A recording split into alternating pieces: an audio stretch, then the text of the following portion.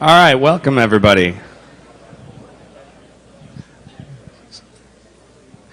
Quite the crowd, very cool. All right, so welcome. I'm going to talk today a little bit about hypnosis and social engineering and NLP and just all of the things that allow us to persuade other people.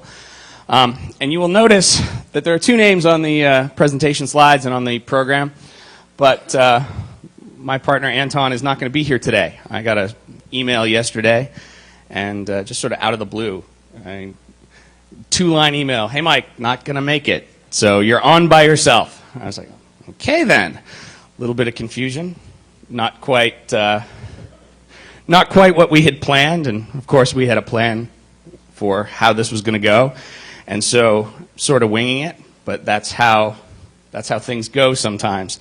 And actually, that sort of reminds me of a bit of a story, because I had the weirdest experience yesterday. I was walking into Caesars. I spoke yesterday on security careers. I don't know how many of you were there, but I was walking into Caesars to meet with my co-presenter on the career talk. And as I got out of the taxi, the weirdest thing happened to me. And I was walking up to the front door, and this girl comes running out of Caesars, runs up to me, grabs me by the hands, and starts spinning me around dancing, just out of nowhere. And I have to tell you, I was like, what the hell is this about? It was very, very, very confusing, and I had no idea what that was about. But she reminded me of another story. And so the thing you'll notice about hypnotists is we like to tell stories. And I will explain some of that later, but for the time being, I'm just going to tell the story that she reminded me of, because as I was spinning around in circles out in the middle of the taxi stand at Caesars, I got to thinking, as I'm sure all of you would, about a story that a coach of mine once told. And it was an ancient story about a young boy in a monastery in Japan. Because, of course, a girl dancing with you in front of Caesars would remind you of a kid in a monastery. But he was a particularly mischievous young boy, and his name was Koji. And Koji ended up in the monastery because his parents had shipped him there. He was just a royal pain in the ass. It's really what it came down to. And he kept getting himself in trouble. And when he went to school, he didn't listen, he didn't pay attention in class, he was always playing tricks. And the more bored he got in school, the more trouble he got into. I'm sure there's nobody in this audience who can relate to that. And so his parents shipped him off. And all was good for a couple of weeks. And Koji eventually, when he got to the monastery, got himself into trouble. And he got pulled into the headmaster's quarters. And remember, this is a Japanese monastery in the 17th century, and the headmasters were not exactly as nice as they are today. They had canes and liked to use corporal punishment. So when Koji was in the headmaster's office, the headmaster gets out this boy-sized jar of candy. He's sitting on this couch eating this jar of candy that's absolutely huge. And the headmaster, as he was doling out Koji's punishment, just kept eating this candy the whole time. And, this is a boy in a monastery who is mischievous and all that. And he asks the headmaster if he can have some candy. And the headmaster says, "No, this is candy to adults, but it's poison to young boys." The kind of lie that adults often tell young children. And so Koji received his punishment, and he was asked to do extra chores. And that was fine. Koji did his extra chores, and he was punished, and all was monastery life. But soon enough, the headmaster was called away. The headmaster had to go on a trip, as they often did. Back then you didn't just get on a plane, you went on a long trek. And so the headmaster was away for weeks. And while the headmaster was away, all was well for a little while. Koji was doing his extra chores. And then one night, all the boys were laying up in bed, and all was quiet. And Koji said, "Hey guys, I know where we can get some candy." And they were like, yeah, whatever, there's no candy in this monastery. And he's like, no, seriously, I know where we can get some. And so they snuck up to the headmaster's office, because Koji was a troublemaker and liked to lead his friends in getting in trouble. And when they got to the headmaster's office, you know, I mean, it's a huge jar of candy, right? And they were only going to eat a little bit, and they ate a couple pieces off the top. And they ate a couple more pieces, and then a couple more pieces, and then a couple more, and soon enough the jar was empty. And of course their thought was, well, you know, if we only ate a few, he wouldn't have noticed, but how are we going to hide this? You know, because the jar's empty. I mean, this is a huge jar of candy. It's not like the guy's not going to notice. And so Koji goes, no, wait, I've got a plan. And in the headmaster's office was a vase. And this was a vase that was a very special vase. It had been around for hundreds of years. It was the prized possession of the monastery. And Koji walked over to the place where the vase was and picked it up and slammed it on the floor, breaking it into 1,000,000 pieces. And the boys just all stood there gaping with their mouths open. And so hypnosis and influence. I'm going to talk about all the different ways that we influence each other while I'm up here today. It's funny, I can't stand still while I'm talking, so I have to move around. And this mic's actually a little bit restrictive, but I'm going to do my best. So we use language to influence each other. And when we talk about social engineering, what isn't social engineering if you really think about it? I mean, when we talk about social engineering in this context, we're usually talking about tricking someone into giving us their password, or, you know, giving us access we wouldn't normally have. It's really the same act as any act of influence. You know, we do all sorts of things to influence each other on a daily basis that is really social engineering. And when it comes right down to it, language is really the primary form of influence. Language is what we use to influence each other every day. When talking about language, language actually has 3 main functions when it comes to representing experience. Let me back up for a second. First, let me just assert that language is what we use to map experience to each other.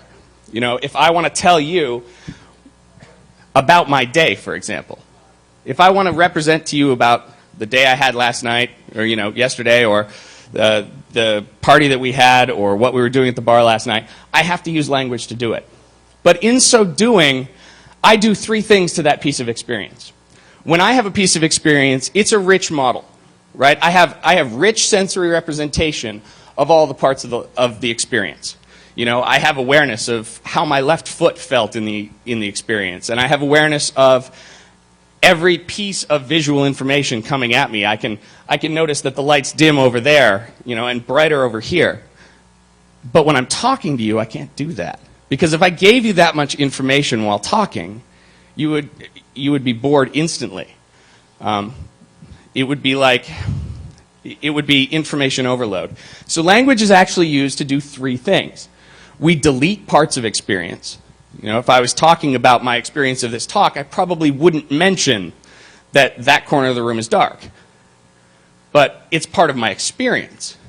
I would just delete it while I was using the language. I distort things because language is by nature distortive.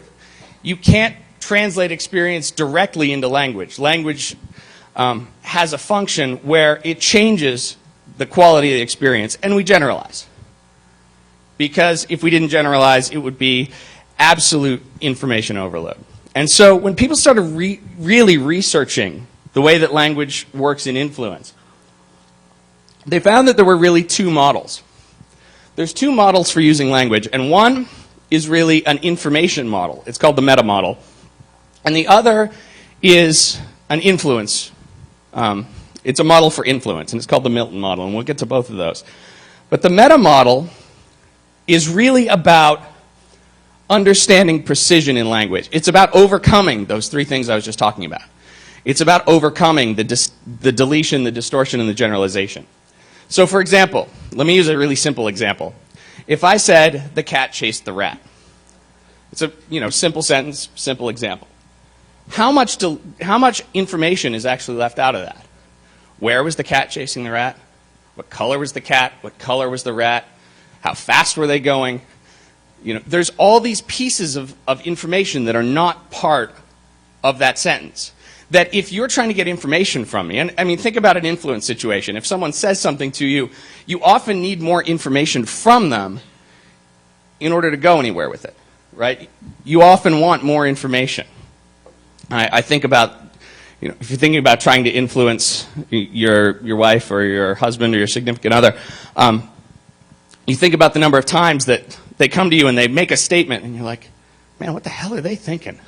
And you realize that what they just said to you is but a small part of what, rich experience is going on in their mind, no matter how crazy that experience might be, right? And the meta model is really about pulling that information back. And so if you read about the meta model, you'll find that it's mostly concerned with how do you get the information that's left out. Chomsky called the difference between the two sets of information the surface structure of the linguistic act and the deep structure. The surface structure is what you hear. The surface structure is the sentence that I'm saying. The deep structure is all the representation that underlies it. So, for example, if I were to say, what color is this dog sitting on the table right here? There's a surface structure there. You all probably have a different deep structure representation of that.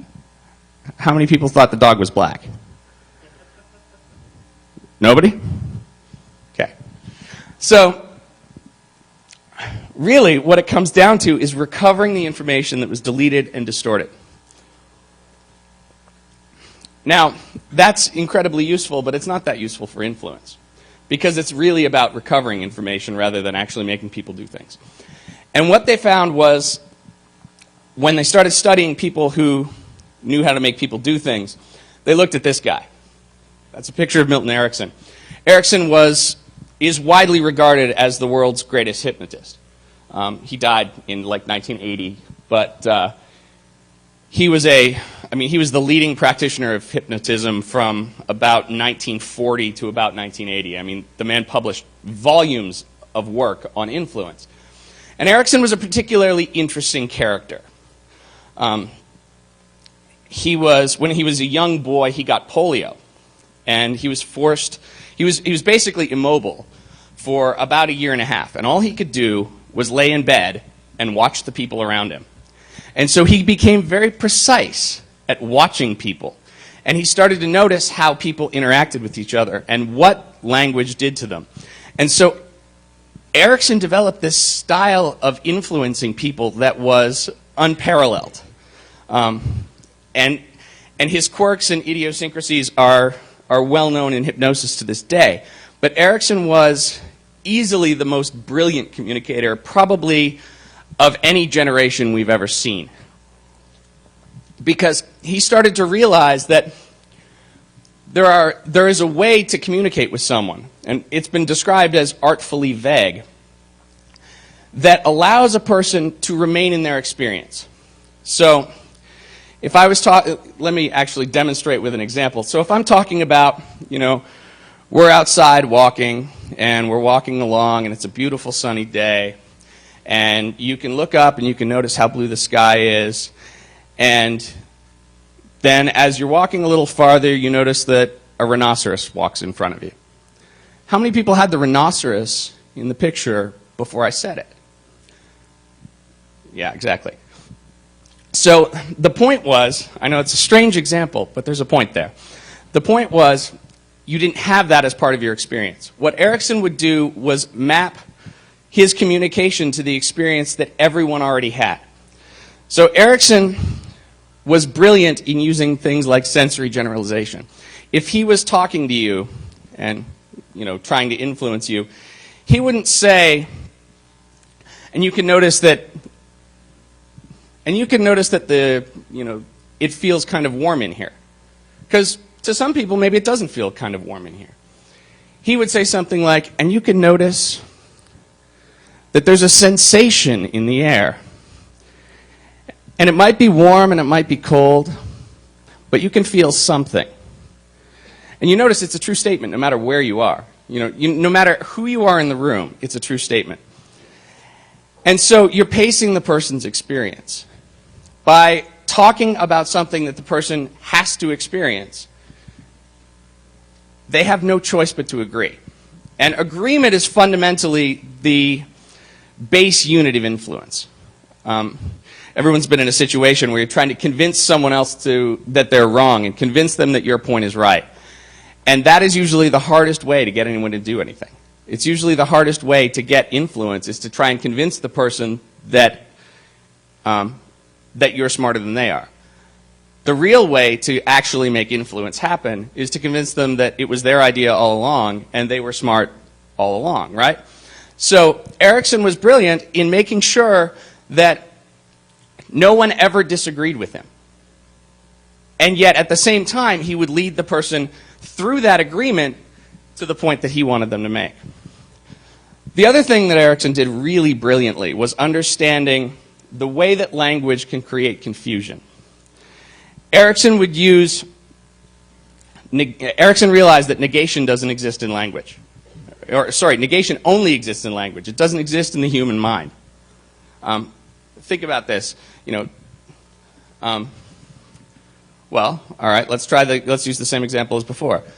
The cat's not chasing the rat. What does that sentence mean? How do you represent that sentence? You probably did something like, and there's a whole bunch of variations of this, you represented a cat chasing a rat and then wiped it out.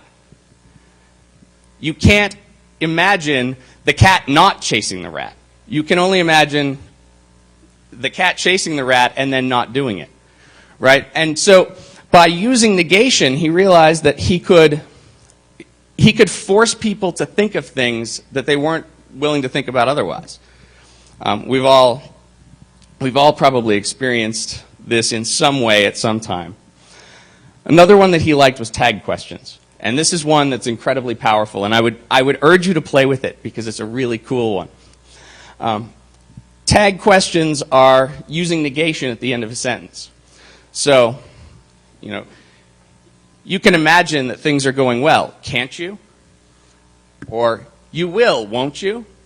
By using the positive form of the sentence and the negative form of the sentence, the mind gets confused.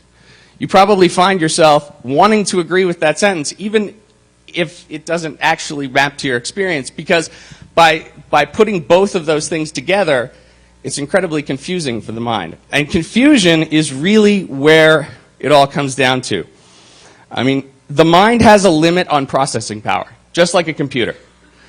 I mean, literally, many of the same concepts. I did a talk last year at Hope called Hacking the Mind, where I actually spent the whole time mapping all of the things that we do in terms of breaking into computers into the way that we can use language to influence each other. And one of the ways that we do that is by creating processing lag. A great example is that one of the things that they've found is that if I use a non-grammatical sentence and then follow it up with a command, you are 4 times more likely to follow through with whatever I command you to do than if I use a grammatical sentence in front of it. So if I say something that's complete and utter nonsense, and I stand up here and I'm talking and just throw in a ridiculous non sequitur, it's really easy for you to start following that. You will follow it whether you like it or not. It's really kind of funny. And it all comes down to confusion. I had a hypnosis teacher who once got up in front of the audience and said, "Do you realize that you're not thinking right now of what I'm not saying? And can you realize that it's not that easy to not know what I'm going to say next? But even when you're not knowing it, I'm knowing it and you're not." And he would go on like that for like 10 minutes, and by the end, you're just like, your brain shuts down and goes somewhere else, and then he has you, of course, right? Brilliant stuff. Milton realized this really, really early on. So Milton would do really funny things. In the middle of talking, he'd just leave out words. He'd just be talking, and he'd be saying a sentence like, and you don't know whether your right hand or your left hand is going to lift or it's going to, and then you'll find that you don't know what's going to happen. And he just leave words out of the middle of sentences. And it's incredibly, incredibly powerful, because while your brain goes back and goes, what was that word going to be? And fills it in, the next thing goes directly into the unconscious mind. It's almost like a buffer overflow. It literally just, it just jumps into the instruction stack and you have no power over it. It's not so good for you. So if anything you can do literally anything you can do to overwhelm the senses creates an opportunity for influence. You will notice that, I'm sure everyone's been in a room with a professor who's up in front of the audience and talking, and your mind just goes somewhere else. Guess what? That stuff all went right into your unconscious mind. A great study I read about like 2 weeks ago. They did a really cool study where they were trying to figure out how to, I don't remember exactly what the details of the study were. They took a bunch of college kids and they were trying to educate them on the evils of fraternities. Just some random thing, that was what it was, but totally random. And they took two groups, and they put one group in a room and made them listen to a lecture. And they put another group in a room and made them listen to the same lecture, but made them watch TV at the same time. The ones that watched TV were 50% more swayed by the argument than the ones that didn't. Because there was confusion at the same time. Their senses were overwhelmed. And all of that argument went directly to the unconscious. And it made massive, massive influence. So you'll find that if you're trying to do two things at once, that stuff goes in really well. So it's one of the reasons, and when we bring it back to social engineering for a second, it's one of the reasons that overwhelm works so well in social engineering. We set up a situation where either you try and emotionally overwhelm them by throwing, you're yelling or whatever, throwing a lot of information at them at once, or you try and set up a situation where it's a really busy situation and you're just trying to bypass because of the busyness. That overwhelm allows you to create influence far more easily than when they're not overwhelmed at the same time. So switching gears for a second, because overwhelm is just one piece. The real thing about influence is that it's all about framing. And framing is a word that was coined by George Lakoff. It actually stands for contextual or cognitive frames. And basically, really what it means is context. If you put anyone in the right context, they will do anything. Erickson, we have this sort of silly social mental image of hypnotists as sort of this evil influencer, and hypnosis as this state where people will do anything. But actually what's really interesting about hypnosis is no one will violate their own ethical code.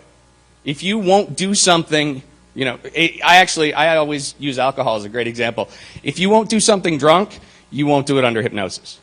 So if you guys have all probably seen stage hypnotists, yeah? You know how they always get someone up on stage who wants to take off their clothes? Guess what? They wanted to take off their clothes, before they got on stage. So, actually, they didn't, I'm being flipped, because they didn't want to take off their clothes, but it wasn't a violation of their ethical code to do so. But what Erickson found is and this was a really interesting experiment, he did an experiment with the military. And he took all these soldiers, and this was in the 50s, they were trying to figure out the limits of hypnosis. Could he make soldiers, the experiment they decided was, could they make soldiers kill their commanding officer? Because they're so trained not to do so, right? There's so much training to obey orders, and there's so much, inbuilt ethics around not doing so. He was trying to set up a situation where that would work. And they found that hypnosis wouldn't do it. You could not hypnotize anyone to do that. But Erickson was the kind of guy who was like, he had to find a way. So what he did was he set up a frame. And the frame was really simple. the CEO is a traitor. And as soon as he set the frame that the CEO is a traitor and convinced them that that was true, they were willing to do something that wasn't ethical, that was against their ethical code. And what it really comes down to is framing.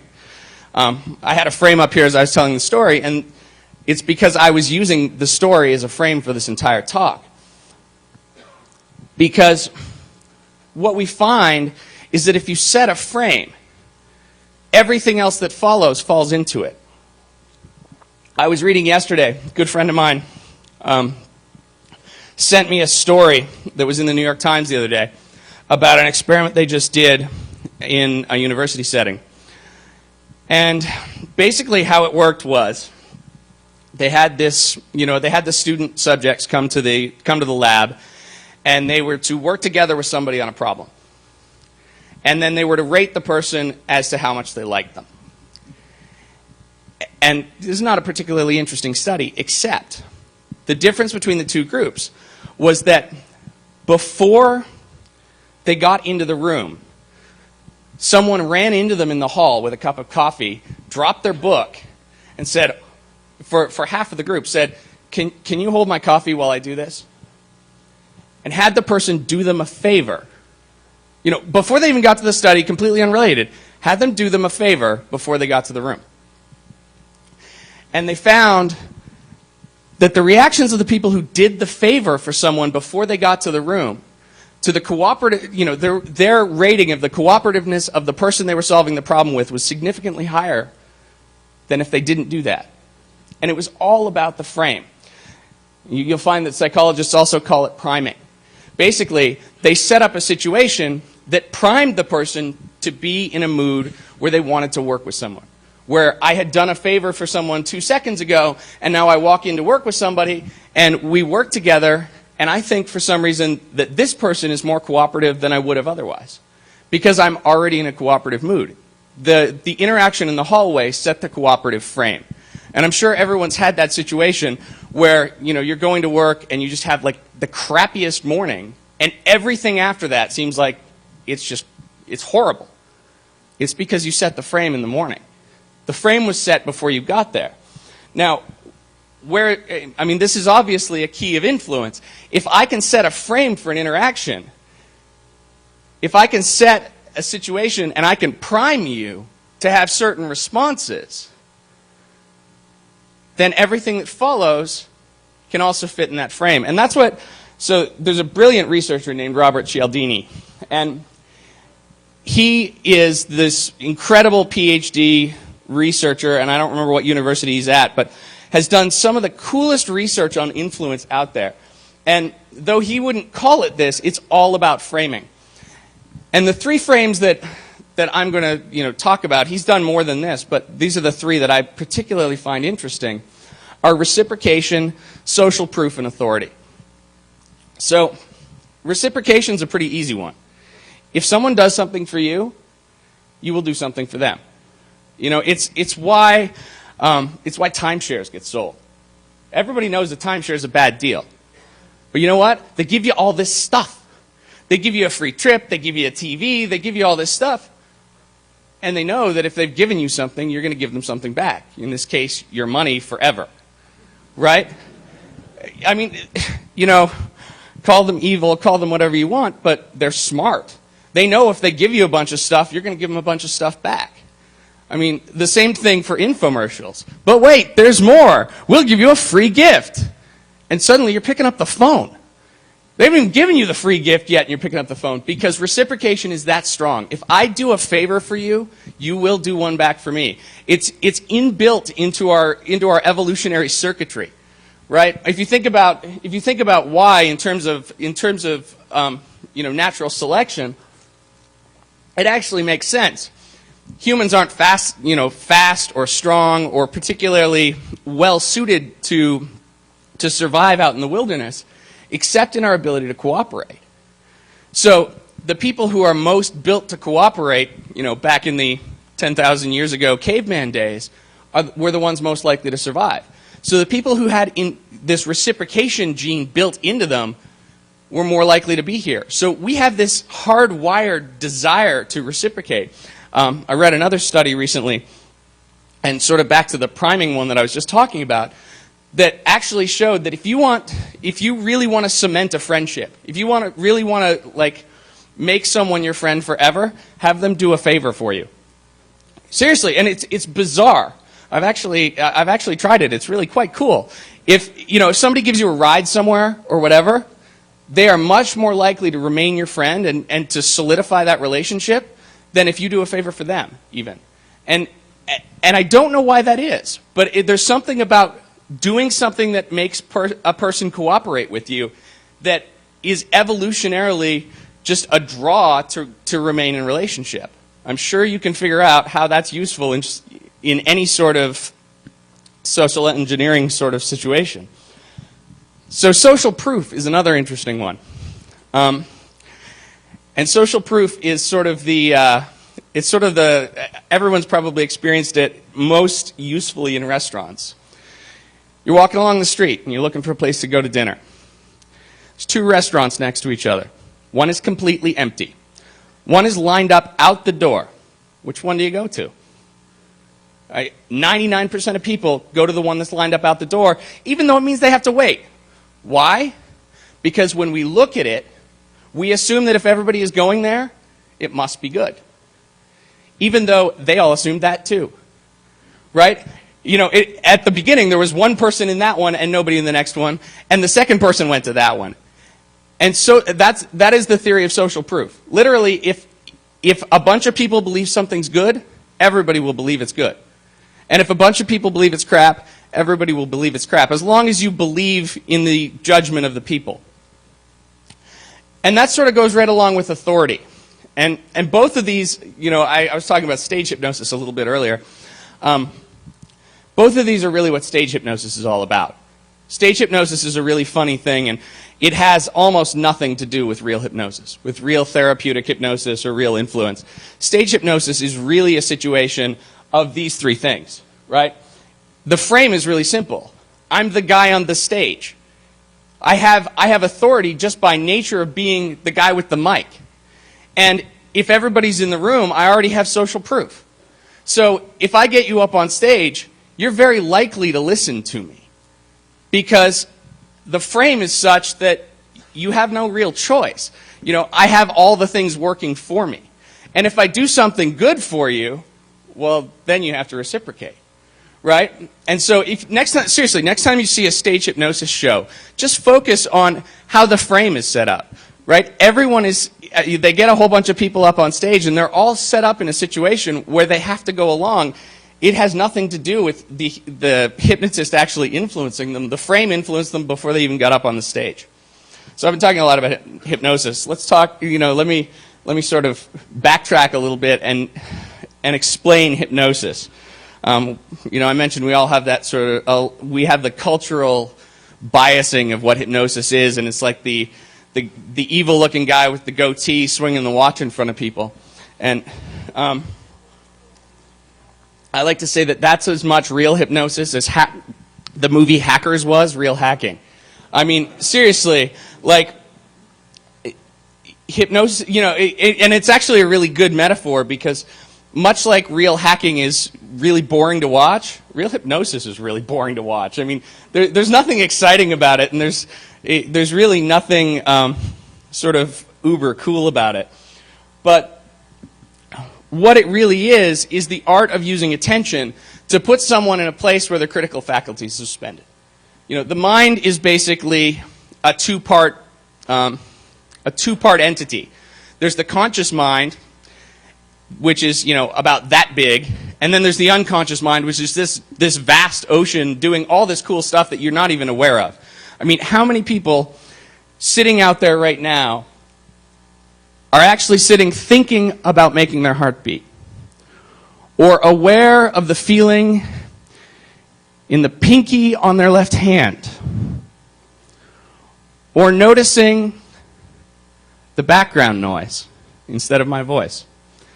All that was available unconsciously. Your unconscious was taking all of that in as I was talking, but you weren't aware of any of it consciously until I pointed it out. Now, the barrier between those two parts of your mind is known as the critical faculty. And basically what it does is it sort of filters the stuff that gets to bubble up. Hypnosis is really just using attention in such a way to suspend the action of the critical faculty to allow anything to go in and anything to come out. It's why it's particularly interesting in using it for therapy, things like stopping smoking and all that sort of thing, because you can actually use it to help a person do the things they want to do.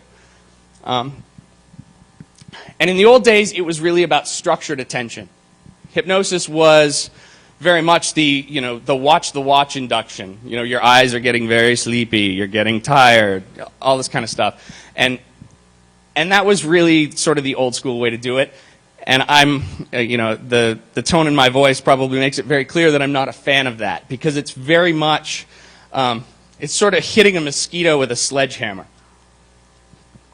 What they found when Milton Erickson started to do things, they often described therapy with Milton Erickson as you walked into Milton's office and you sat down and Milton told you a story and you walked out and your life changed.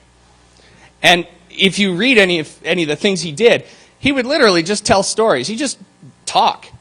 And suddenly people would have just these massive changes in their lives, because he was brilliant at using unstructured attention. He was brilliant at using metaphor.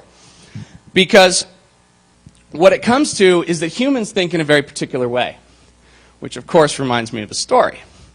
And this is a story that was told by the sociologist Gregory Bateson, and I've updated it a bit for current day, because it was told in the 70s, so it was particularly lame. But so Bateson was telling the story, and the story sort of went like this. He was talking about when he was in university, and his roommate was a computer hacker. He's actually a programmer, but we would call the roommate a hacker. And he gets control of this massive supercomputer. And he's, playing around and running commands. And Bateson was a sociologist. And Bateson says to him, dude, you have like this massive supercomputer and you're just playing around? Ask it a tough question. And the hacker's like, dude, like what? What kind of tough question?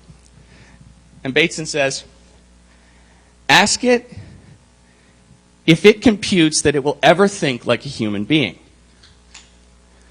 And so, types it in.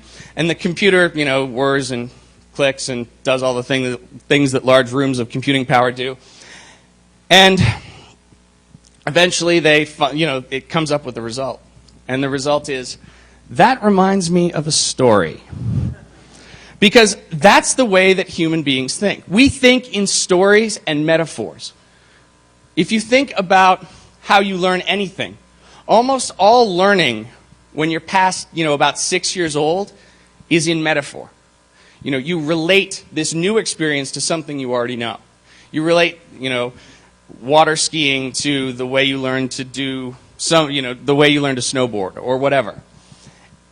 And the key there is that if you understand the way that metaphor works and the way that those patterns get embedded into the mind, you realize that these stories actually bypass the critical faculty. Because the conscious mind thinks in data. When I'm up here and you're listening to me, your conscious mind is processing each of the words linearly and sequentially and going through all the things I'm saying. Your unconscious mind is structuring the pattern of what I'm saying. And so if I tell you a story about something that has a particular pattern, you will relate that pattern back to all the things I want you to relate it to. Unconsciously. You won't have any awareness that you're doing it. But you'll do it whether you like it or not, because that's the way that our mind works. So if I'm an artful storyteller, if I can get up here and structure a story in the right way, I can change the way that you look at the world. And that works even better if I can do it with more than one story. Because the way that the human mind works, the human mind thinks in terms of open loops. And when I say an open loop, it's literally just the number of, bringing it back to Unix for a second, it's literally the number of processes that are running in memory at any given time. If I open a whole bunch of loops and don't close them, at some point you just lose the ability to continue to keep track. And it all just starts going haywire. It's very interesting. It's literally, you can ultimately fork bomb the human mind. It's quite a cool experience. And really, it works pretty simply. I start telling you a story. I start a loop. And I don't finish the story, and I start telling another loop. And I don't finish that one. And I leave it open, and I open another one. And then bad things happen. Well, actually, bad things if I'm nefarious, right? You'll notice this a lot if you watch political speech. They will open so many loops in the middle of a speech that you'll just sort of stop paying attention. Has anybody ever noticed how boring political speeches are? You know why? Because they're structuring it so that your mind goes somewhere else. Because when your conscious mind goes somewhere else, they're speaking directly unconsciously. The whole purpose of that type of speech is to literally open a whole bunch of loops. They'll be talking about taxes, and then they'll be talking about immigration, and then it'll be foreign policy, and then you don't know what they're talking about, and then you'll notice that at the end of the speech, they'll finish all those thoughts. But in the middle, all that stuff went just directly into your mind. And it's really quite messed up. And it's really quite interesting to be able to structure attention that way and to structure language that way so as to have that kind of influence. But there's another language pattern I actually want to get to. Because humans actually have one of the most insidious backdoors around. And I mentioned the negation backdoor earlier. If I negate something, you must process it. You must actually run the instruction in order to figure out what it was that you were negating. But there's another one that's even more insidious. And so, seriously, can you imagine what it would be like if there was a language pattern that you actually had to process in order to even, anytime you heard it, you had to process it before you could do anything with it. I mean, this pattern exists. Anybody know what it is? No, not body language. What is it?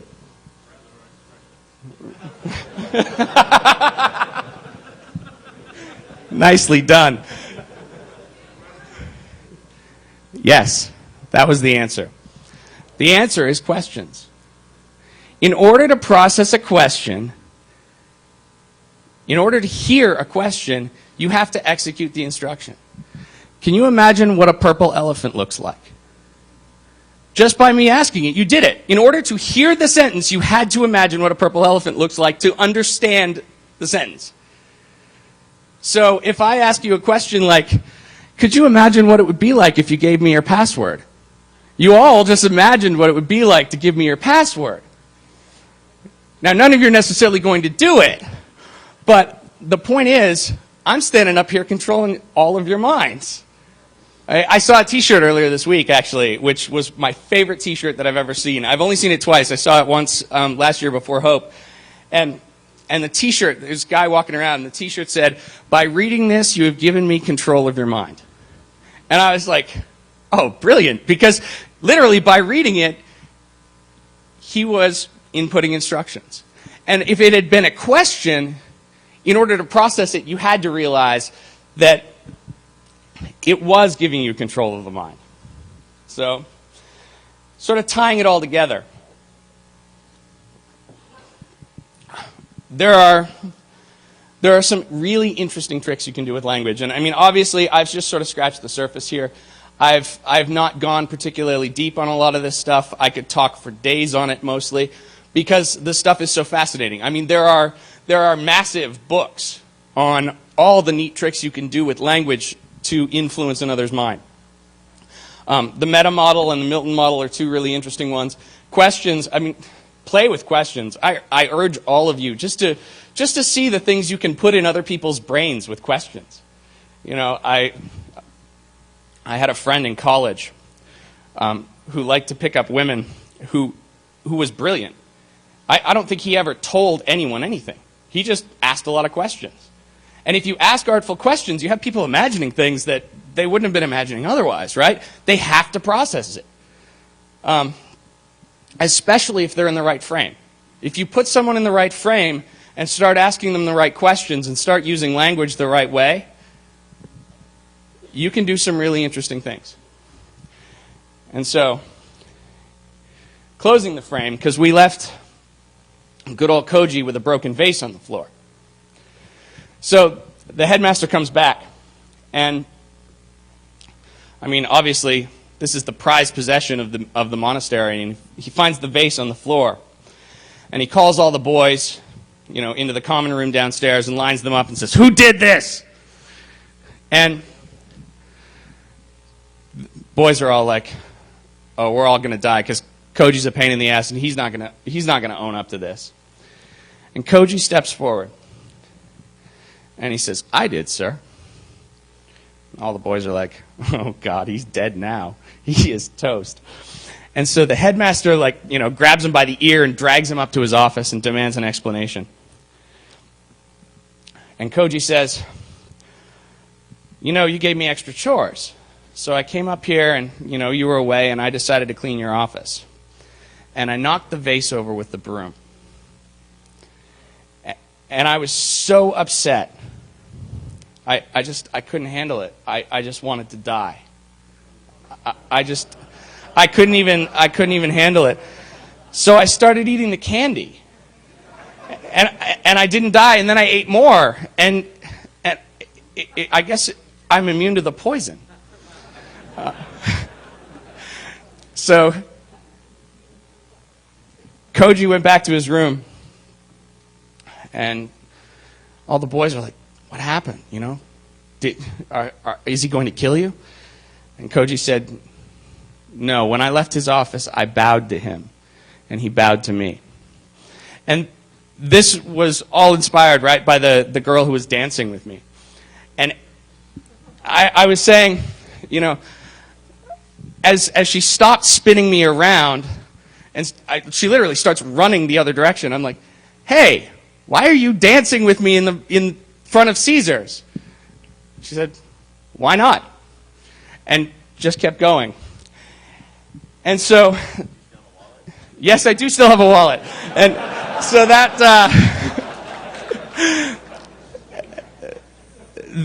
confusion was also inspired by the email I got from Anton, who I really wish could have been here. But I certainly hope he's all right, and we would have had a lot of fun if he was here, but I've had a lot of fun even with him not here, and I hope you all have enjoyed it.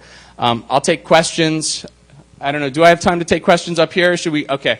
So I'm going to go to the Q&A room. If anybody wants to ask questions, please come there. And